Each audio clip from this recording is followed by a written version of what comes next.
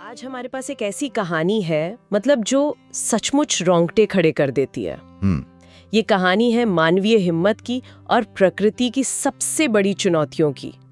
हमारे सामने स्वरूप जोशी का एक लेख है, Sarpass ordeal, an epic climb to survival.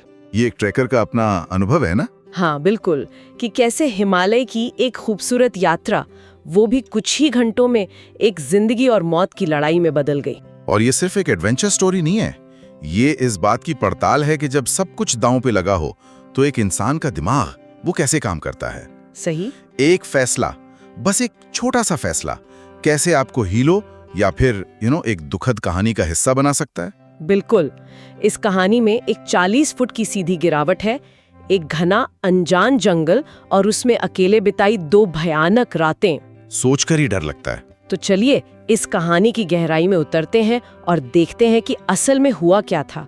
चलिए शुरू करते हैं। तो शुरुआत होती है हिमाचल प्रदेश के मशहूर सरपास ट्रैक से। 18 लोगों का एक ग्रुप, पार्वती नदी का किनारा, शानदार नज़ारे। मतलब सब कुछ परफेक्ट था। एकदम परफेक्ट। पहले 5 दिन किसी सपने जैसे थे, सब कुछ प्लान के मुताबिक चल रहा था।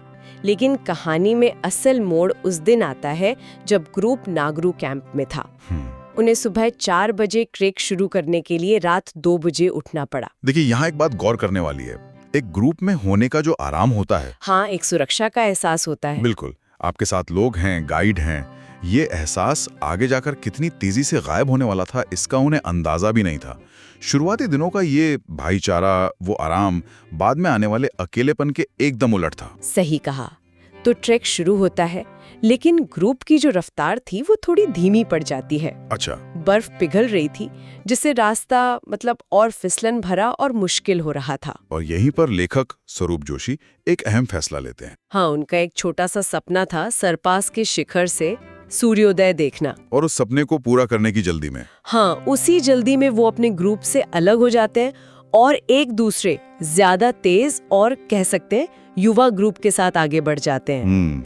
उन्हें लगा कि वो शिखर पर पहुंचकर अपने ग्रुप का इंतजार कर लेंगे। और यहीं पर वो पहली एक तरह से पहली लक्ष्मण रेखा पार होती है। ये क्लासिक दुविधा है, खासकर एडवेंचर स्पोर्ट्स में। हाँ। एक तरफ आपका व्यक्तिगत लक्ष्य, आपका जुनून, और दूसरी तरफ ग्रुप की सुरक्षा और नियम। यहाँ पर उनका जुनून जो था वो ग्रुप के साथ रहने की समझदारी पर भारी पड़ गया। और मजे की बात यह है कि वो अपने इस फैसले में कामयाब भी हो जाते हैं। अच्छा। वो सूर्योदय के कुछ ही मिनट बाद शिखर पर पहुंचते हैं, वहां करीब 1 घंटा रुकते हैं, तस्वीरें लेते हैं और वापसी तो और भी मजेदार थी। वो उस युवा ग्रुप के साथ बर्फ पर फिसलते हुए नीचे आते हैं। वाह। और अपने कैंप बिस्केरी में तय समय से लगभग 6 घंटे पहले पहुंच जाते हैं। 6 घंटे पहले? यहीं से एक मनोवैज्ञानिक खेल शुरू होता है। जब आप एक लक्ष्य को इतनी आसानी से और समय से पहले हासिल कर लेते हैं तो दिमाग में एक तरह का सुपरमैन सिंड्रोम आ जाता है। हाँ, कि मैं कुछ भी कर सकता हूँ। बिल्कुल, आपको लगने लगता है कि आप अजेय हैं। और ये आत्मविश्वास ये कभी-कभी बहुत खतरनाक हो सकता है। बिल्कुल, और यही हुआ। समय से पहले कैंप पहुंचने की खुशी में उन्होंने एक नया और भी बड़ा लक्ष्य बना लिया। क्या? कि आज ही बेस कैंप पुलगा तक पहुंच जाएंगे, एक दिन बच जाएगा। ओहो। लेकिन तभी मौसम ने अपना असली रंग दिखाया। अचानक तेज बारिश शुरू हो गई। प्रकृति आपको हमेशा याद दिलाती है कि असली बॉस कौन है। सही कहा। वो युवा ग्रुप तो अपने गाइड के साथ निकल गया, लेकिन जोशी वहीं फंस गए। उन्होंने करीब 3 घंटे इंतजार किया। दोपहर के 2 बज चुके थे। कैंप लीडर ने उन्हें साफ साफ चेतावनी दी थी कि अकेले ना जाएं। हाँ, कि अकेले नीचे ना जाएं, मौसम बहुत खराब है। लेकिन वो आत्मविश्वास और एक दिन बचाने की जल्दी उन पर हावी हो गई। कैंप लीडर की चेतावनी को नजरअंदाज करके वो अकेले ही नीचे उतरने का फैसला कर लेते हैं। उन्हें पूरा यकीन था कि वो 3 घंटे में पुलगा पहुंच जाएंगे। ये एक बहुत आम साइकोलॉजिकल ट्रैप है। जब मंजिल बहुत करीब दिखती है ना, तो दिमाग सावधानी को नजरअंदाज करने लगता है। बस घर पहुंचने की जल्दी होती है, चाहे मौसम कितना भी खराब क्यों ना हो। एक्सपर्ट्स से मजाक में गेट होमाइटिस भी कहते हैं। गेट होमाइटिस? ये तो बड़ी दिलचस्प बात है। क्या ये सिर्फ पहाड़ों में होता है या हम अपनी रोजमर्रा की जिंदगी में भी इसका शिकार होते हैं? जैसे ट्रैफिक में तेज गाड़ी चलाना ताकि मीटिंग के लिए 2 मिनट जल्दी पहुंच सकें। बिल्कुल, ये वही मानसिकता है। छोटा फायदा, बड़ा जोखिम। जोशी के मामले में एक दिन बचाने का फायदा अपनी जान को जोखिम में डालने से बड़ा लगने लगा, और यहीं से उनकी मुश्किलें शुरू हुईं। और मुश्किलें भी कैसी?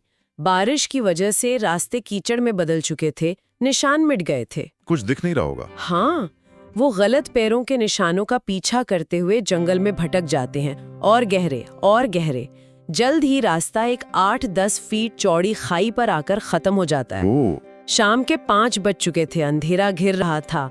अब वापस कैंप लौटना नामुमकिन था। सोचकर देखिए वो पल, आप अकेले हैं, रास्ता बंद है, रात होने वाली है।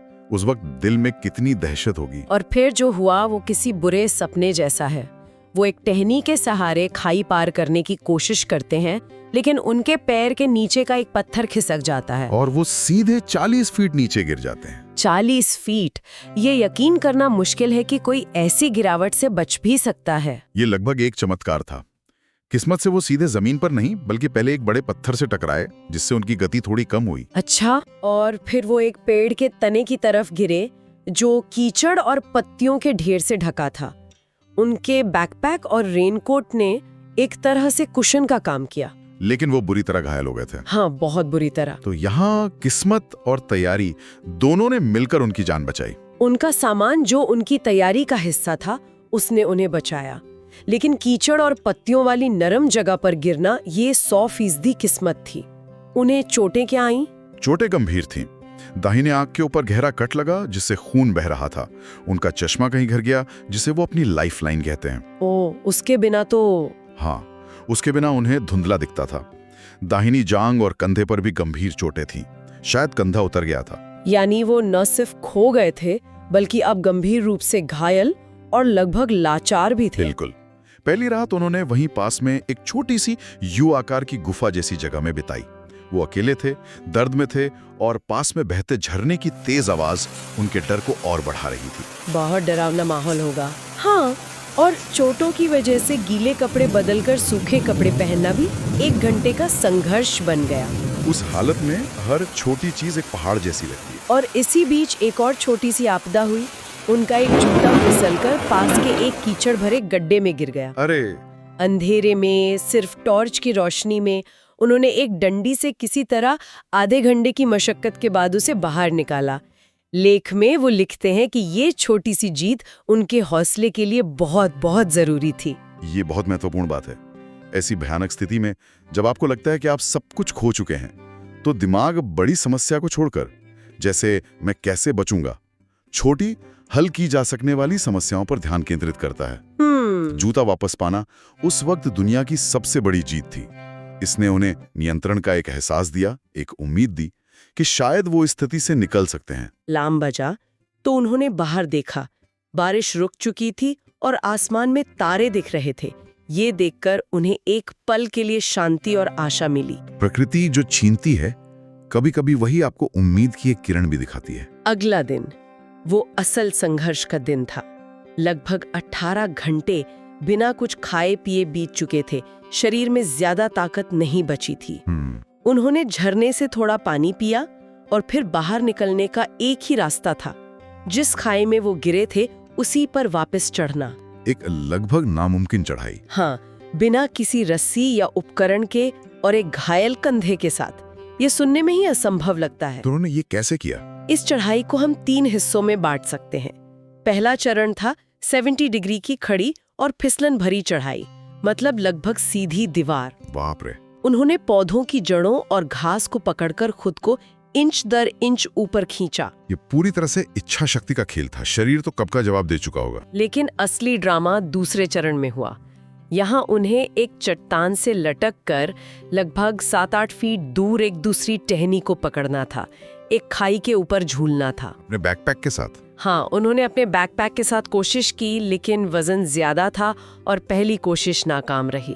इस कोशिश में उनके घायल हाथ में और मोच आ गई। यहाँ रोकते हैं, एक घायल कंधे के साथ ये करना, ये सिर्फ शारीरिक हिम्मत नहीं है। इस पल में दिमाग डर को कैसे काबू करता है, ये कमाल की बात है। ज्यादातर लोग शायद यहीं हार मान लेते। वो भी लगभग हार मान चुके थे। वो लिखते हैं कि वो 90 मिनट तक वहीं लेटे रहे, पूरी तरह से निराश। लेकिन फिर उनके दिमाग में एक विचार आया। क्या? उन्हें एहसास हुआ कि जो चीजें अब तक उनकी ताकत थीं, उनका भारी बैकपैक और उनके मजबूत ट्रेकिंग शूज, वही अब उनके सबसे बड़े दुश्मन बन गए थे। और यहीं पर उनकी प्रॉब्लम सॉल्विंग स्किल दिखती है। ये सर्वाइवल का सार है, अनुकूलन। सही। जब आपका प्लान काम ना करे तो प्लान बदलो। उन्होंने बोझ को हटाने के बारे में नहीं सोचा, बल्कि उसे अपने साथ ले जाने का एक नया तरीका खोजा। हाँ, यही तो दिमागी मजबूती है। उन्होंने नंगे पैर चढ़ने का फैसला किया ताकि चट्टान पर पकड़ बेहतर हो। अच्छा। फिर उन्होंने अपने जूतों को बैकपैक के एक स्ट्रैप से बांधा और फिर बैकपैक को जूते के फीते से अपनी पैंट के बेल्ट लूप से बांध दिया। कमाल है। अब उनका सामान उनके शरीर से लटका हुआ था और दोनों हाथ आजाद थे। ये असाधारण है। ये अत्यधिक दबाव में समस्या को सुलझाने का एक बेहतरीन उदाहरण है। इसके बाद जो उन्होंने किया वो किसी एक्शन फिल्म के सीन जैसा है। वो एक हाथ से टहनी से लटके और अपने दूसरे घायल हाथ से किसी तरह उस भारी बैग को ऊपर खींचकर एक दूसरी टहनी पर संतुलित किया। Oh my God. फिर उन्होंने चट्टान में बनी आधा इंच गहरी दरारों में अपनी उंगलियां फंसाकर, जैसा वो लिखते हैं, दीवार पर छिपकली की तरह रेंगते हुए खुद को ऊपर खींचा। ये मानसिक और शारीरिक सहनशक्ति की पराकाष्ठा है। इस एक मूव में उनकी पूरी जान, उनकी पूरी इच्छा शक्ति लग गई होगी। और ये सिर्फ दूसरा चरण था। तीसरा चरण था 40 मीटर लंबी 60 डिग्री की कीचड़ भरी ढलान। उसे कैसे पार किया? इसे पार करने के लिए उनके पास ताकत नहीं बची थी, तो वो बस जमीन पर बैठकर पीछे की तरफ खिसकते खिसकते ऊपर पहुंचे। हर एक इंच एक जंग थी। इस पूरी चढ़ाई में, जो शायद कुछ 100 फीट की रही होगी, उन्हें लगभग 6 घंटे लगे। 6 घंटे, जो शायद 6 जन्मों जैसे लगे होंगे। उस दिन जब वो खाई से बाहर निकले तो शाम हो चुकी थी। दूसरी रात उन्होंने 2 बड़े पेड़ों के बीच अपना एक पोंचो बिछाकर बिताई। जंगली जानवरों का डर इतना था कि उन्होंने टॉर्च चलाने का विचार भी छोड़ दिया, ताकि कोई जानवर रोशनी की तरफ आकर्षित ना हो। हाँ, यानी एक और रात ठंड, भूख, दर्द और डर के साए में। तीसरे दिन की सुबह तक उन्हें बिना भोजन और पानी के 35 घंटे से ज्यादा हो चुके थे। शरीर पूरी तरह जवाब दे रहा था, लेकिन हिम्मत अब भी बाकी थी। बस इच्छा शक्ति ही बची थी। हाँ, वो 1 घंटे तक चले और फिर उन्हें एक जानी पहचानी जगह दिखी। ये वही जगह थी जिसे उन्होंने 2 दिन पहले नीचे उतरते समय देखा था। ये एक बहुत बड़ी राहत थी। बिल्कुल। एक जानी पहचानी जगह का दिखना मनोवैज्ञानिक रूप से बहुत बड़ा सहारा होता है। ये खो जाने की कहानी को वापस लौटने की कहानी में बदल देता है। सही। अब वो सिर्फ भटक नहीं रहे थे, बल्कि एक जानी पहचानी मंजिल की ओर बढ़ रहे थे। वहीं पास में उन्हें एक लगभग सूखा हुआ झरना मिला। उन्होंने एक बोतल में बूंद बूंद करके पानी इकट्ठा किया और घंटों बाद अपनी प्यास बुझाई। पानी मिलना तो जैसे अमृत मिलने जैसा होगा। हाँ, और फिर उन्हें उम्मीद की एक और किरण दिखी। आसमान में पक्षियों का एक झुंड। जिसका मतलब अक्सर ये होता है कि आसपास इंसानी बस्ती या कैंपसाइट है जहां उन्हें खाना मिल सकता है। बिल्कुल। और कुछ देर बाद पेड़ों के बीच से उन्हें एक टेंट का ऊपरी नारंगी हिस्सा दिखाई दिया। फाइनली। वो लिखते हैं कि उस एक झलक ने उनके अंदर बची खुची सारी जान फूंक दी। अगले 2 घंटे की और चढ़ाई के बाद आखिरकार वो उस कैंपसाइट तक पहुंच गए। और उनका ये भयानक संघर्ष खत्म हुआ। इसके बाद उन्हें गाइड मिले जो उन्हें बेस कैंप तक ले गए और बाकी औपचारिकताएं पूरी हुई। स्वरूप जोशी अपने इस अनुभव से कुछ बातें बताते हैं जो उनके काम आई। वो कहते हैं, शांत रहना, स्थिति को स्वीकार करना कि हाँ मैं मुश्किल में हूँ, अपनी क्षमताओं पर भरोसा करना और सोचे समझे जोखिम उठाना। ये कहानी सिर्फ किस्मत की नहीं, बल्कि मुश्किल पलों में समझदारी से लिए गए फैसलों की भी है। बिल्कुल। ये कहानी हमें दबाव में निर्णय लेने के बारे में बहुत कुछ सिखाती है।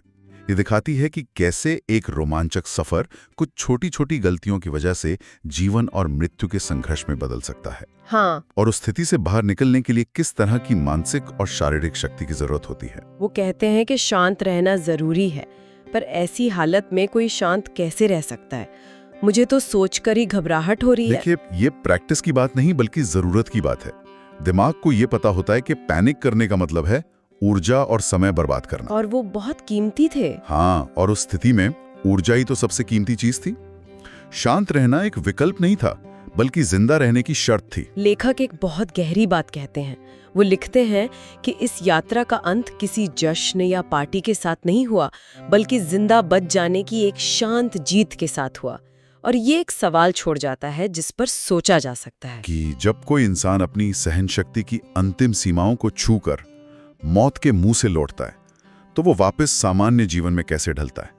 उस इंसान के अंदर हमेशा के लिए क्या बदल जाता है? हाँ, उस इंसान के लिए नॉर्मल का मतलब क्या ले जाता है जिसने जैसा कि लेखक कहते हैं, पिछले 48 घंटों में 2 बार मौत को धोखा दिया हो।